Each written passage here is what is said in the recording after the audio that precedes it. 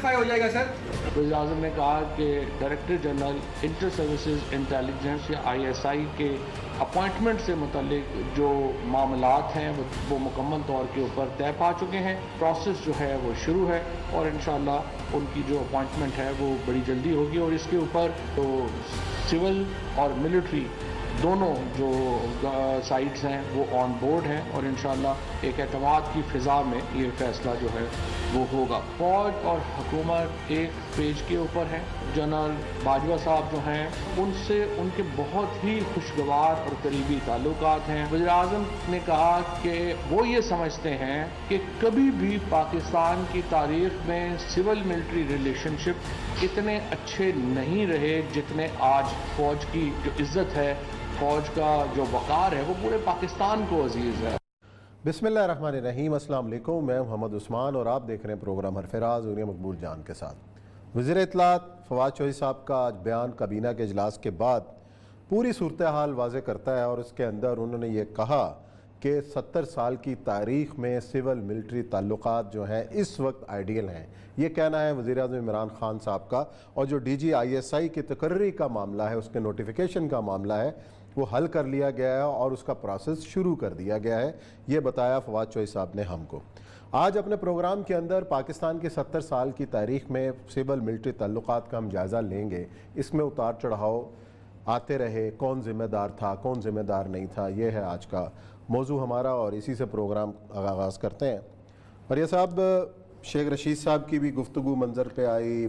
वज़ीर दिफा जो हैं हमारे परवेज़ खटक साहब, उनसे भी पूछा कि जनाब क्या वो खामोशी से जो है जवाब दिए बगैर गुजर गए। शाहमुद कुरैशी साहब से भी सवालात हुए और ये जो इतने अरसे से एक अबहाम पैदा किया गया है। इससे पहले अगर हमने देखा तो चीफ़ ऑफ आर्मी स्टाफ की जो एक्सटेंशन का मामला था, उस मामले के अंदर भी यही चीज़ें होती रही हैं। तो अगर तमाम तर ताल्लुकात जो हैं नॉर्मल हैं और आइडियल ताल्लुकात हैं जैसे कि इमरान खान साहब फरमा रहे हैं, तो फिर ये चीज़ें डिले क्यों हो रही? देखिए, उस मामले की तलखी जो थी उसकी गूंज अभी तक मौजूद थी। इसकी वजह यह है कि उस मामले की तलखी इसलिए थी कि सुप्रीम कोर्ट तक वो मामला जाना ही नहीं चाहिए था और सुप्रीम कोर्ट में जाके वो बहस को खुलना और बहस के साथ उसके ऊपर गुफ्तगू होना और उसके अंदर फिर वकील का वहाँ नामजद हो जाना और वकील का रातों रात गायब भी हो जाना मुद्दई का, और फिर उसका वैसे तो मोटो सुन लिया जाना और ये सारी चीज़ें फिर आखिर में सारी पार्टियों ने मिलकर इस मसले को हल किया। और पार्टियों ने हर बात है सुओ मोटो नहीं मिली। सुओ मोटो सिर्फ अदालत होती है, नून लीग सुओ मोटो नहीं होती, पीपल पार्टी सुओ मोटो नहीं होती, ना ही PTI सुओ मोटो।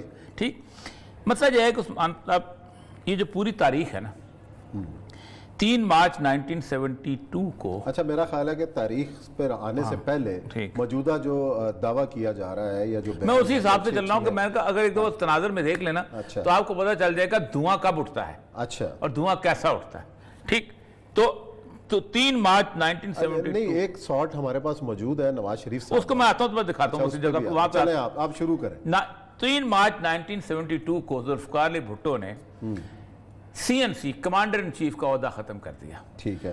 होता यह था कि बर्री फौज का जो सरबराह होता था वो सब का सरबराह होता था और तमाम एक यूनिफाइड कमांड होती थी और एक जॉइंट चीफ ऑफ स्टाफ का ओहदा जो था वो क्रिएट कर दिया और वो समझ रहा था कि इस तरह पाकिस्तान की फ़ौज की जो ताकत है वो ख़त्म हो जाएगी। अच्छा, दूसरी उसने गलती की, डिप्टी कमिश्नर का ओहदा जो है वो उसको ख़त्म करके बाकी इधर कर करा के उसने वो समझता था सिविल ख़त्म हो जाएगी। टिक्का खान को उसने लगाया और टिक्का खान तकरीबन 3 साल 364 दिन वहाँ पर रहा है। अच्छा, और फिर उसके बाद उसने ज़ियाउल हक को लगाया, फिर ज़ियाउल हक 12 साल रहा जो वो। सिर्फ 3 लोग ऐसे हैं जिन्होंने पूरे 3 साल का टेन्योर किया है। एक जनरल असलम बेग, एक राहिल शरीफ और एक तीसरे जो थे वो थे जहांगीर करामत। जहांगीर करामत से भी इस्तीफा ले लिया गया था 2 साल। वहीद काकड़ सिक्योरिटी काउंसिल के मामले के ऊपर इख्तलाफ है। वहीद काकड़ जो थे, वहीद काकड़ ने पूरे 3 साल के, ये 3 थे, उनसे इस्तीफा ले लिया गया था। और आसफ नवाज जिंजुआ जो थे वो 1 साल को 145 दिन के बाद उनका भी इंतकाल हो गया। आप अंदाजा करें कि भुट्टो के साथ इस ओहदे के आने से जो एक सिविल मिलिट्री टसल शुरू हुई है, पहले भी थी, यानी सिकंदर मिर्ज़ा की जो अयूब खान डायरी लिखते हैं वो कहते ये हैं कि सिकंदर मिर्ज़ा मेरा यार था दोनों फौज से आए थे। वो मेजर जनरल सिकंदर मिर्ज़ा था लेकिन सिविल में चलता था, मैं भी साथ साथ चलता आ रहा था। दोनों एक ही मैस में खाना खाने वाले, शराब पीने वाले, उठने बैठने वाले। तो मेरी एक्सटेंशन का मसला था, तो मैंने सिकंदर मिर्ज़ा से कहा यार फिरोज़ खान नून से कहो मेरी एक्सटेंशन कर दे। तो वो फिरोज़ खान नून कहता था यार मसला ही कोई नहीं। तो फिरोज़ खान नून को कहता था कि ये जो ऐसे मामला हैं इसमें सोच करना चाहिए, इतनी जल्दी नहीं है, वो हम देखते हैं कि कोई और बंदा ढूंढ ले। तो कहते मैं एक दिन फिरोज़ खान नून के पास हाजिर हुआ, मैंने कहा जनाब आप कभी पिंडी पे तशरीफ लाएं, कराची बैठे रहते हैं। कहते जब फिरोज़ खान नून पिंडी आया तो मैंने इतना शानदार इस्तकबाल किया, रेड कार्पेट दिया, 21 के बजाय 36 तोपों की सलामी, ये वो खाने। और वो चाहते चाहते मैंने कहा सर मेरी एक फाइल आपके पास पड़ी हुई है, तो 2 साल की एक्सटेंशन, एक्सटेंशन ही दे दे। कहता वापस पहुंचते फिरोज़ खान नून ने 2 साल के बजाय 4 साल की एक्सटेंशन दे दी। और उसी 4 साल के अंदर उसने फिरोज़ खान नून का तख्ता सिकंदर मिर्ज़ा समेत उलट दिया। अच्छा, तो ये मसला सर ये है कि ये पहले दिन से ही ये चीज़ें जो चली आ रही। शामी साहब हमारे साथ हैं इन सारी चीज़ों के, सीनियर साफ़ी हैं और इन तमाम वाक़यात के गवाह भी हैं। और जैसे शामी साहब आप खुशामदीद कहेंगे, लेकिन आज जो फवाद चौधरी साहब ने कहा कि वज़ीर-ए-आज़म इमरान खान साहब का ये मानना है कि जो 70 साल की तारीख़ में सबसे अच्छे और आइडियल ताल्लुकात जो हैं वो अब हैं सिविल और मिलिट्री जो इदारे हैं उनके, क्या आप समझते हैं कि ऐसा ही है? देखिए, अगर वज़ीर-ए-आज़म साहब ये कह रहे हैं तो हमें इसकी तरदीद की ज़रूरत नहीं है, लेकिन अगर अच्छे ताल्लुकात का नतीजा ये है कि एक तकर्री पर इत्तफाक ना हो सके और फाइल जो है ये मालूम ना हो कि कहाँ है, समरी जानी चाहिए थी कि नहीं जानी चाहिए थी, जुबानी बात हुई थी कि नहीं हुई थी, यानी एक 2 हफ्ते से कन्फ्यूजन जो है पैदा हुआ है और पूरी कौम उसमें परेशान है। तो अगर अच्छे ताल्लुकात जो हैं वो ये होते हैं तो फिर बुरे ताल्लुकात किनको कहेंगे आप? सही बात, सही बात। अच्छा शामी साहब, ये जो तारीख है मैं अभी बता रहा था कि फिरोज़ खान नून वाली उस ज़माने से चली आ रही है और 7 अक्टूबर को दोनों मिलकर मार्शल लगाते हैं, अयूब खान और सिकंदर मिर्ज़ा। और जब अदालत फैसला कर देती है कि जो इनकलाब ले आए वही जायज़ है, तो शाम को रात को सिकंदर मिर्ज़ा को वो कान से पकड़ के निकाल देता है कि भाई साहब अपना रास्ता लो, ताकत मेरे पास है। ये जो बार बार रिपीट किए जाते रहे हैं, मतलब ख़ास तौर पे पहला इंसिडेंट जो है वो हुआ था जब शायद रफ़ी वीडियो रिकॉर्डिंग करवा के लाया था अपना, और लाहौर टीवी से नवाज शरीफ की नशर हुई थी कि डिक्टेशन नहीं लूँगा, और फिर जो काकड़ फार्मूला आया था तो उस वक़्त भी इसी तरह की थी, अगरचे कि टीवी नहीं था लेकिन अखबारात के अंदर साफ़ियों खबरें, आप तो उस वक़्त थे। जी हाँ, तो क्या वैसे ही सूरत हाल नज़र आ रही है?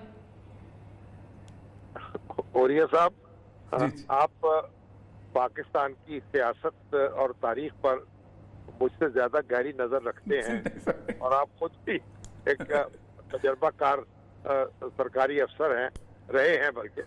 तो आप ये देखें कि हमारे यहाँ होता क्या है अब, यानी ये जो इस वक्त पोजीशन है ना, जब वो ट्वीट एक की थी जनरल आसिफ गफूर ने और फिर रिजेक्टेड साहब उसके बड़े उस पर परेशान हुए थे, उनका रिजेक्टेड जो हुकूमत की प्रेस रिलीज थी उसको रिजेक्ट कर दिया।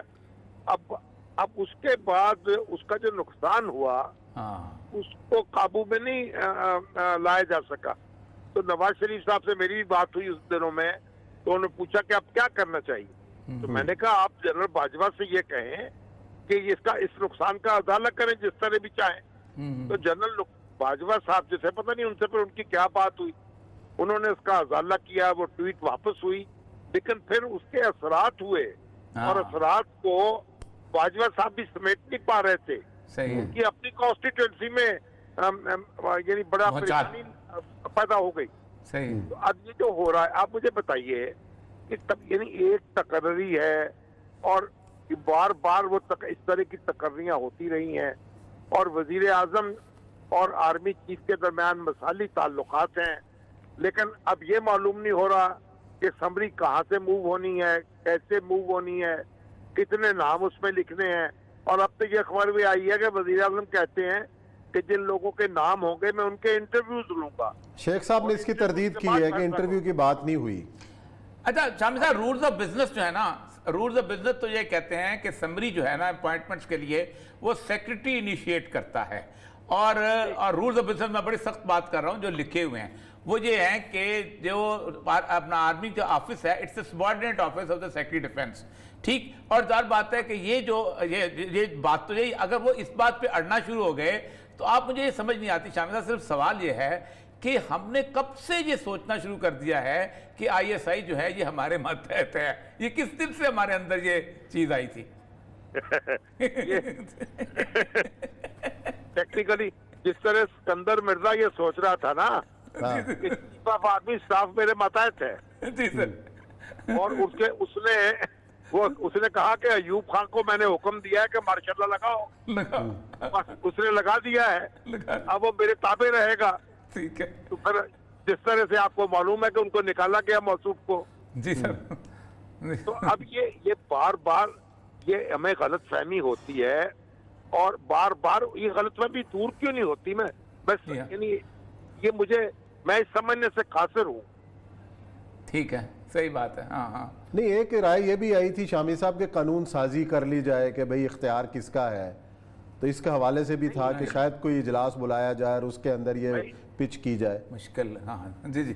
دیکھیں نا، اختیار تو وزیر اعظم کا ہے، اس میں تو کوئی دو رائے نہیں ہے کہ وزیر اعظم نے اپوائنٹ کرنا ہے آئی ایس آئی کے چیف کو، اور یہ کتابی طور پر وزیر اعظم کے سامنے وہ جواب دے ہے. لیکن جب وہ آرمی کا جنرل ہوتا ہے تو پھر اس کے بعد وہ چیف آف آرمی اسٹاف جو ہے اس کو بھی جواب دہ ہوتا ہے. بالکل. اور جب کوئی ریٹائرڈ افسر لگانے کی کوشش کی گئی ہے تو وہ اس سے کام چلا نہیں ہے. آپ دیکھیں کلو صاحب کا کیا ہوا، جن کو بے نظیر بھٹو نے لگایا تھا وہ نہیں چل پائے، اور خود نواز شریف صاحب نے اپنی مرضی کا آئی ایس آئی کا چیف لگایا تھا.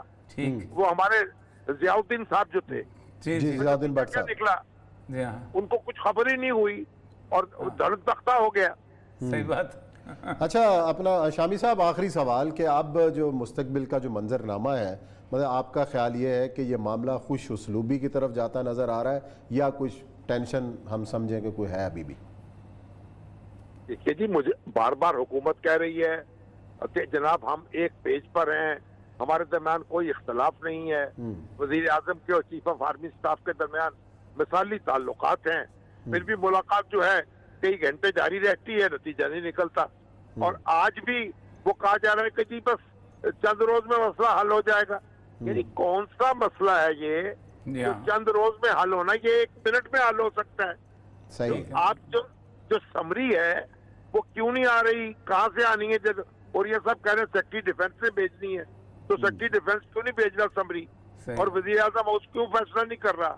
اور یعنی مجھے یہ بتائیے کہ ایک ایسا ایشو کریٹ کرنے کی اور پوری اصطلاح پیدا کرنے کی ضرورت کیا تھی؟ جی بہت شکریہ شامی صاحب، بڑی تفصیل سے آپ نے تجزیہ کیا صورتحال کا. ناظرین لیتے ہیں بریک کے بعد آئیں گے تو پروگرام کا سلسلہ جاری رہے.